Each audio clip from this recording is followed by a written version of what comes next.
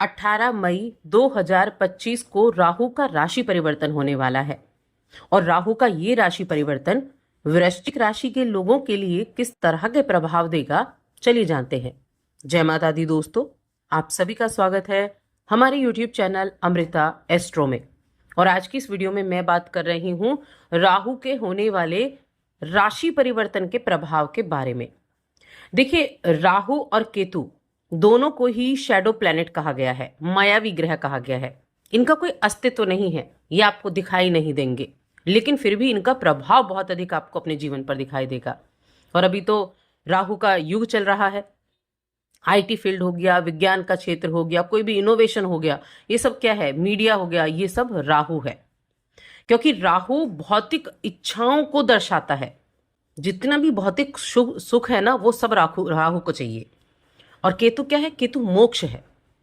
तो एक ही शरीर के दो हिस्से हैं और दोनों बहुत ज्यादा अंतर वाले हैं, यानी दोनों के जो रिजल्ट है ना, वो बिल्कुल विपरीत है। राहु सिर से ऊपर का हिस्सा है, गर्दन से ऊपर का, और केतु नीचे का हिस्सा है। लेकिन इस वीडियो में मैं राहु की बात कर रही हूं, जो कि भौतिक इच्छाओं को दिखाता है, महत्वाकांक्षी बनाता है, साथ में छल भी देता है और भ्रम भी देता है, असमंजस की स्थिति भी देता है। देखिए, राहु जिस घर में बैठा हुआ हो ना, उस घर से व्यक्ति कभी संतुष्ट नहीं हो सकता। ऐसा नहीं है, उस घर से रिलेटेड चीजें आपको बहुत बहुत ज्यादा आपको मिलेंगी, आप उनके पीछे ही भागते रहोगे। लेकिन राहु वो भूख है, वो प्यास है जो कभी शांत नहीं होती। इसलिए राहु को और चाहिए में रहता है। अब राहु जो है वो मीन राशि में थे। अब 18 मई को इनकी ये मीन राशि की यात्रा समाप्त हो जाएगी और ये कुंभ राशि में आ जाएंगे। और ये कुंभ राशि में 18 वर्ष के बाद आ रहे हैं। एक तरह से देखा जाए तो जो कुंभ राशि है वो राहु की अपनी राशि है। वैसे तो शनि की राशि है कुंभ राशि, लेकिन इसके कॉलॉर्ड राहु भी होते हैं। तो अपनी ही मूल त्रिकोण राशि में राहु का आना, और अगर हम कालपुरुष की कुंडली देखें तो उसमें जो कुंभ राशि है वो 11वें नंबर पर आती है, जिसको लाभ का भाव कहा गया है। और जो 12वें राशि में थे वो मोक्ष का द्वार था। तो अब ये उल्टे चलते हैं, एक तो वक्री चलते हैं, तो ये लाभ के भाव में आएंगे तो लाभ तो देंगे ही देंगे, क्योंकि अपनी राशि में आ रहे हैं। तो अगला 1.5 वर्ष आपके लिए कैसा रहेगा वृश्चिक राशि के जातकों के लिए, चलिए विस्तार से जानते हैं। यहाँ एक चीज और जानने लायक है कि अभी 14 मई को गुरु का राशि परिवर्तन हुआ और अब 18 को राहु का। राहु और केतु दोनों का एक साथ है। तो केतु और राहु और गुरु, इन दोनों का एक नवम पंचम योग भी बना है। राहु गुरु को पंचम दृष्टि से देखेंगे और गुरु राहु को नवम दृष्टि से देखेंगे, तो इनका एक गुरु पंचम योग बन जाएगा। यानी कि अगर राहु कुछ नेगेटिव कर रहा होगा तो गुरु की नजरें उस पर रहेंगी 1 वर्ष तक, जिसकी वजह से उसके नेगेटिव प्रभावों में कमी देखने को मिलेगी, लेकिन 1 ही वर्ष तक होगी। और इसी बीच में जो एक वक्त ऐसा होगा जब राहु अपने चरम पर होगा, राहु ऐसे रिजल्ट देने के लिए सक्षम होगा जो हर कोई व्यक्ति चाहता है। वो कब होगा? जब राहु अपने नक्षत्र शतभिषा नक्षत्र में पहुंचेंगे। ये मैं आपको वक्त आने पर बताऊंगी कि कब वो शतभिषा नक्षत्र में जाएंगे। अब वृश्चिक राशि मंगल की राशि है और मंगल के साथ चंद्रमा की राहु की मित्रता तो बिल्कुल भी नहीं है।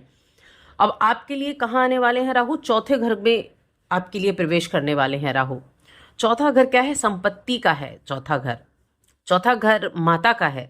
चौथा घर भौतिक सुखों का है, गाड़ी का है, ठीक है, लग्जरी चीजों का है।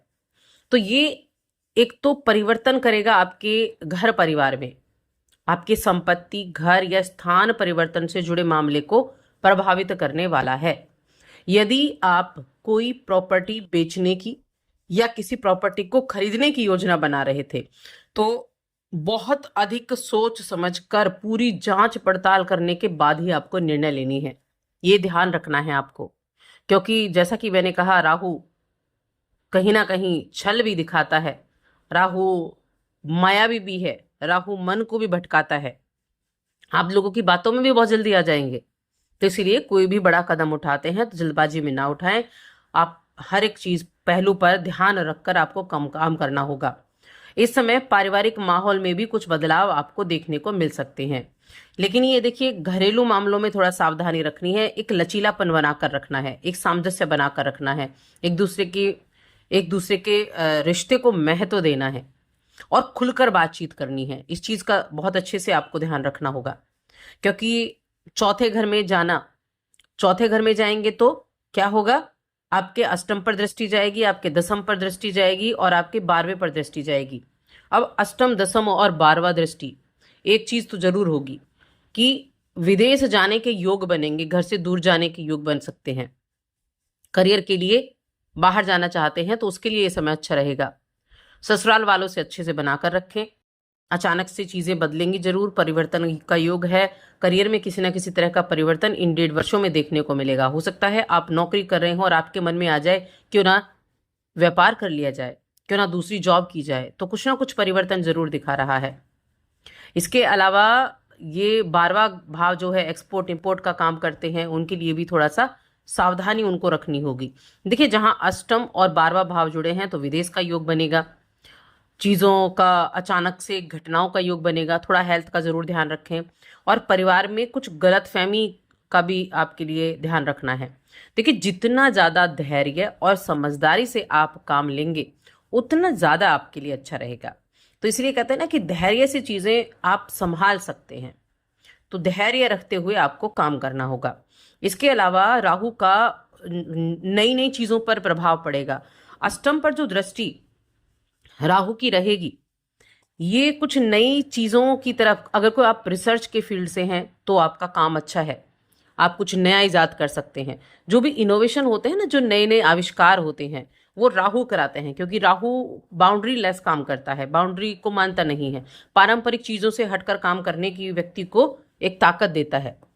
तो नई खोज हो सकती है कोई, अगर आप ऐसे फील्ड से जुड़े हुए हैं, नई खोज कर सकते हैं। जिस भी चीज से जुड़ेंगे उसको गहराई तक जानने की कोशिश करेंगे, उसकी गहराई तक पहुंचने की कोशिश आप करेंगे।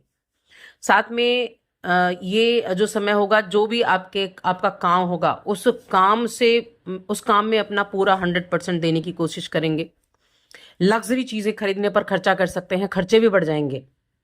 लग्जरी चीजें खरीद सकते हैं, हो सकता है लोन लेके भी खरीद लें, क्योंकि चौथा घर लग्जरियस चीजों को दिखाता है और चौथे घर में है तो वो चीजें राहु को चाहिए।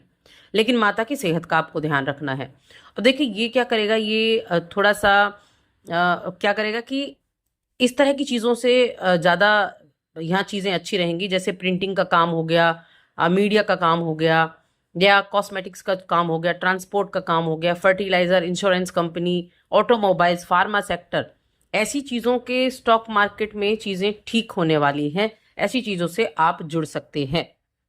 और साथ में गुरु का भी गोचर हुआ है, और गुरु का गोचर कहीं ना कहीं आपके लिए आपके अष्टम भाव में है। अष्टम भाव में हालांकि गुरु अच्छे नहीं होते हैं, अष्टम भाव में उनकी स्थिति अच्छी नहीं मानी जाती है, तो उपाय आपको बहुत ज्यादा करने की आवश्यकता है। कि उपाय आप करते हैं तो यकीन मानिए कि कोई भी नेगेटिव प्रभाव तो आपको देखने को नहीं मिलेगा। हाँ, कुछ पॉजिटिव जरूर आपको देखने को मिलेगा।